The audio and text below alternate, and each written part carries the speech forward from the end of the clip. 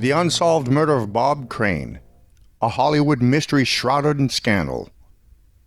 Bob Crane's transformation from beloved Hogan's Heroes star to the victim of one of Hollywood's most infamous unsolved murders is a story of fame, obsession, and forensic misfortune.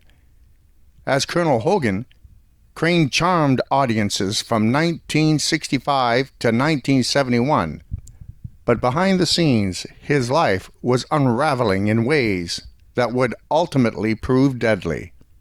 On June 29, 1978, Crane was found bludgeoned to death in Scottsdale, Arizona, at the Whitfield Place Apartments.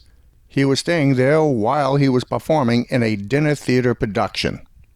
Crane's body showed signs of a savage beating, with blood splattering across his apartment walls and an electrical cord wrapped around his neck.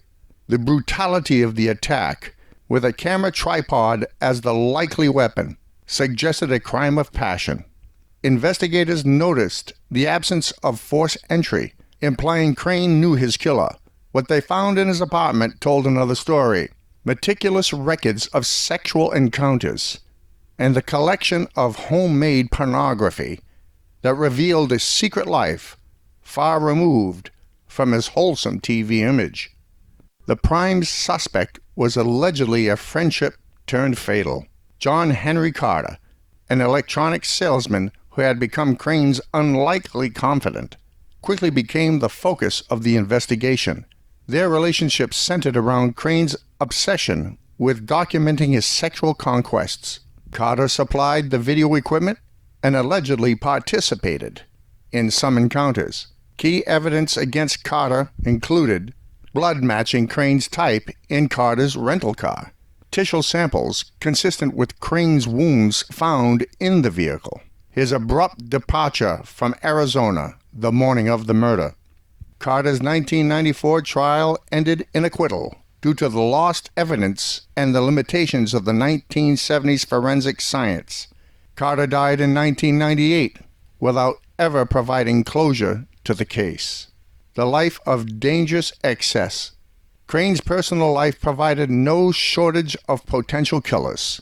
Bob Crane's own son estimated he slept with hundreds of women, over 200. He maintained detailed records of affairs, including Hogan's Heroes co-star, the woman who played Fraulein Hilda, who had become his second wife. The actor's second marriage was crumbling under the weight of infidelity, however. Their impending divorce and financial disputes even led Crane's son to speculate about his stepmother's possible involvement. And Bob Crane made morbid jokes about his own death while emotionally discussing his failing marriage. Richard Dawson, Corporal Newkirk, introduced him to the LA swinger scene. He said that Bob Crane reportedly filmed encounters without partners' consent, creating numerous enemies. Most of the actors of Hogan's Heroes pointed to Carter. Warner Klemperer, Colonel Klink, all roads led to Carter, is what he said.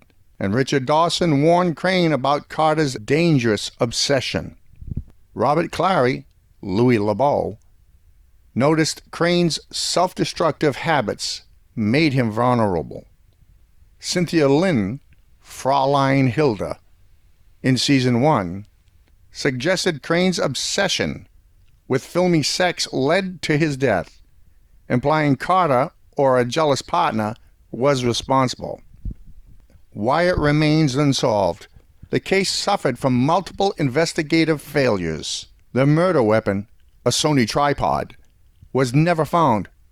Key evidence wasn't DNA tested until years later. Police lost or mishandled crucial items from the crime scene.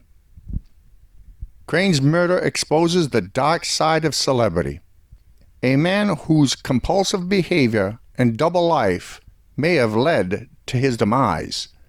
With no new evidence emerging, this remains one of Tinseltown's most fascinating cold cases. A mystery as complex as the man himself. Bob Crane was a radio DJ, in fact a very successful one. he was #1 in California. He was also a very proficient jazz drummer. Many believe that he was the drummer for the drum parts in the beginning of Hogan's Heroes, as well as the drummer for the Green Hornet theme. However, the drummer for the Hogan's Heroes song for the show was actually recorded and performed by Earl Palmer. Earl Palmer was also drummer for Little Richard.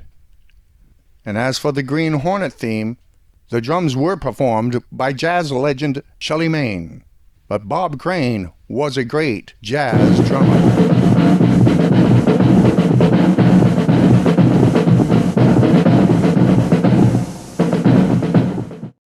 And there you have it, Bob Crane. I hope you will share this video. Would you do me a favor? Would you buy us a cup of coffee? In the description below, we have a tip jar. Would you share this video? Share it with a friend. Have you ever met Bob Crane? Let us know in the comments below.